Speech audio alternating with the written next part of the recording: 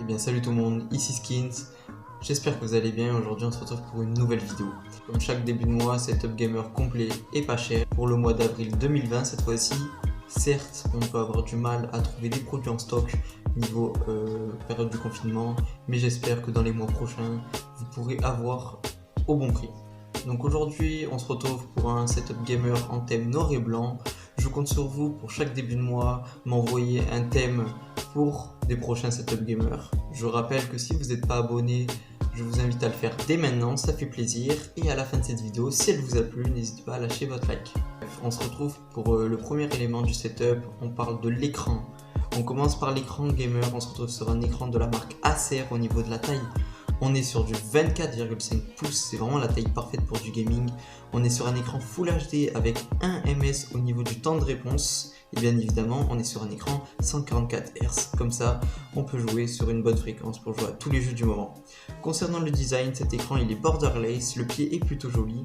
Ensuite, vous pouvez rajouter un support d'écran, tout simplement parce qu'il est compatible avec les attaches derrière. Donc ce que je vous conseille, si vous avez le budget, c'est d'en prendre deux écrans, comme ça le support d'écran, ce sera magnifique.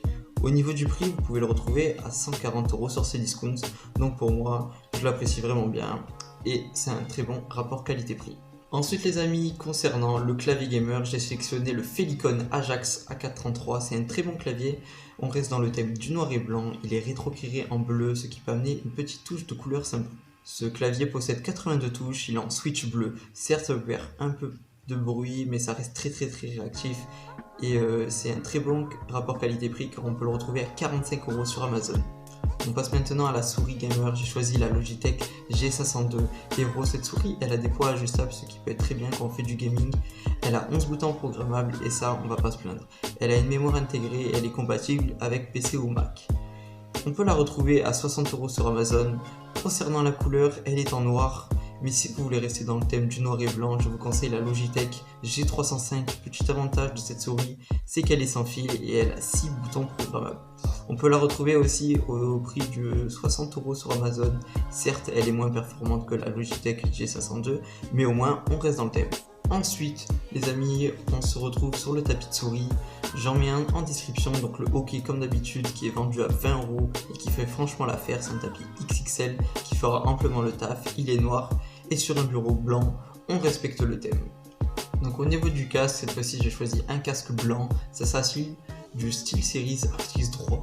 Donc c'est un casque compatible à toutes les plateformes, que ce soit console, PC ou même téléphone.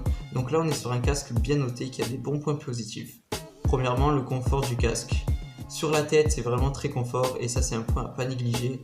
Concernant l'audio, il est de assez bonne qualité, il est bien fort, ça c'est assez intéressant pour ceux qui écoutent la musique assez fort avec le casque. Par contre, il est assez onéreux, on le retrouve à 80 € sur Amazon.